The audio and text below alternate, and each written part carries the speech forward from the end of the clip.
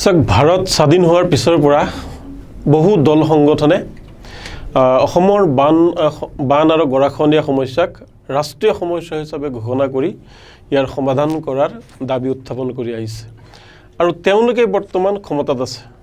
উদাহৰণস্বৰূপে সদৌ অসম ছাত্ৰ সন্থাৰ সভাপতি যেতিয়া সৰ্বানন্দ সোণোৱাল ডাঙৰীয়া আছিলে তেতিয়াৰ পৰাই তেওঁলোকে বান আৰু গৰাখহনীয়া সমস্যাক ৰাষ্ট্ৰীয় সমস্যা হিচাপে ঘোষণা কৰিলে। অসমৰ মুখ্যমন্ত্ৰী হ'ল তেওঁ সৰ্বানন্দ সোণোৱাল ডাঙৰীয়া। তাৰ পিছত দুটাবাৰ তেওঁ কেন্দ্ৰীয় পৰ্যায়ৰ মন্ত্ৰী, মানে আনকি আমি জানো যে ভাৰতৰ প্ৰধানমন্ত্ৰী নৰেন্দ্ৰ মোদী ডাঙৰীয়াৰ তেওঁ ঘনিষ্ঠ।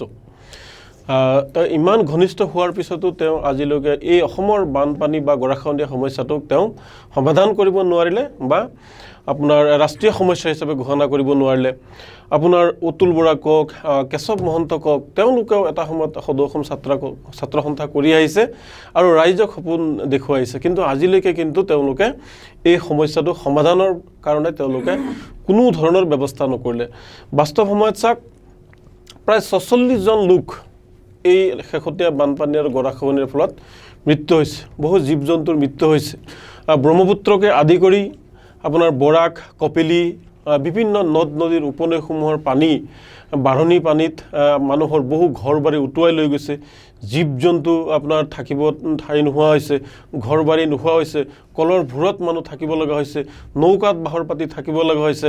চৰকাৰে যিখিনি পৰ্যাপ্ত পৰিমাণৰ বান সাহায্য দিব লাগিছিল সেই বান সাহায্যসমূহ বহুত ঠাইত মানে তেওঁলোকে পোৱা নাই। এতিয়া আপোনালোকৰ চেনেলৰ জৰিয়তে অসমৰ সন্মানীয় মুখ্যমন্ত্ৰী ডাঙৰীয়াক আমি উত্তৰ পূৰ্বাঞ্চল সংখ্যালঘু ছাত্ৰ সন্থা নেমচুৰ ফালৰ পৰা দাবী জনাওঁ যে বান পৰিস্থিতিৰ লগত মোকাবিলা কৰিবলৈ আপুনি পুঁজি নিৰ্ধাৰণ কৰক। যদি অসম চৰকাৰৰ হাতত পুঁজিৰ অভাৱ আছে, কেন্দ্ৰীয় চৰকাৰৰ পৰা ততাতৈয়াকৈ পুঁজি অনাৰ ব্যৱস্থা কৰি প্ৰতিজন বান পীড়িত লোকক সহায় কৰিব লাগে। আৰু বানপানী শেষ হোৱাৰ পিছতে আমি জানো যে বিভিন্ন ধৰণৰ মহামাৰী, মেলেৰিয়া, বিভিন্ন ধৰণৰ বেমাৰ আজাৰ সেই অঞ্চলবিলাকত হয়।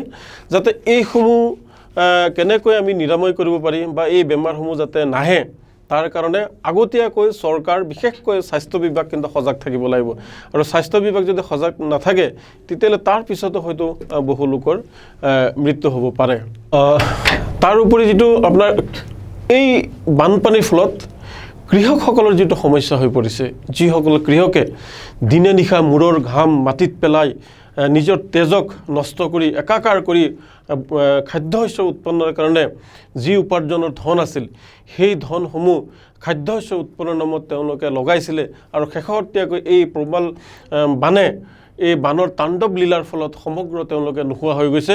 গতিকে অসম চৰকাৰৰ কৃষি বিভাগে, বিশেষকৈ কৃষি বিভাগৰ মন্ত্ৰী সন্মানীয় অতুল বৰা ডাঙৰীয়াক আমি আপোনালোকৰ চেনেলৰ জৰিয়তে অনুৰোধ জনাম যে এই কৃষকসকলৰ সহায় কৰিব লাগিব। কৃষকসকলক তেওঁলোকক এককালীন আৰ্থিক সাহায্য তেওঁলোকে জোখমাখ কৰি তেওঁলোক কাৰ কিমান মাটি নষ্ট হৈছে, কাৰ কিমান শস্য নষ্ট হৈছে তাৰ ওপৰত এটা জৰীপ চলাব লাগে আৰু জৰীপ চলাই কৃষকসকলক আৰ্থিকভাৱে তেওঁলোকক সচ্ছল কৰি তোলাৰ বাবে পুনৰ যাতে কৃষকসকলে খাদ্যশস্য উৎপন্ন কৰি মানে অসমৰ ৰাইজক তেওঁলোকে খুৱাব পাৰে, ভৰণ পোষণ দিব পাৰে, তাৰ কাৰণে কৃষি বিভাগে সম্পূৰ্ণৰূপে দায়িত্ব লৈ ইয়াক কাৰ্যকৰী কৰাৰ বাবে আমি নেমচুৰ ফালৰ পৰা চৰকাৰক দাবী জনাইছোঁ। হয়, ঠিকেই কৈছে আপুনি। যিটো আপোনাৰ বৰ্তমান আপোনাৰ পশুধন, জীৱ জন্তু, গৰু ছাগলী, তেওঁলোকৰ খাদ্যৰ নাটনি হৈছে। গতিকে পশু বিভাগে, যিটো আমাৰ পশু বিভাগ আছে অসম চৰকাৰৰ দ্বাৰা, তেওঁলোকে এই জীৱ জন্তুসকলৰ খাদ্যৰ ব্যৱস্থা ততাতৈয়াকৈ কৰিব লাগে। নৌকা বা বিভিন্ন দৰকাৰ হ'লে হেলিকপ্টাৰ ব্যৱহাৰ কৰি হ'লেও এই জীৱ জন্তুবিলাকক ৰক্ষাৰ কাৰণে চৰকাৰে পশু বচাবৰ কাৰণে পশু খাদ্যসমূহ যোগাযোগৰ ব্যৱস্থা তেওঁলোকে কৰিব লাগে।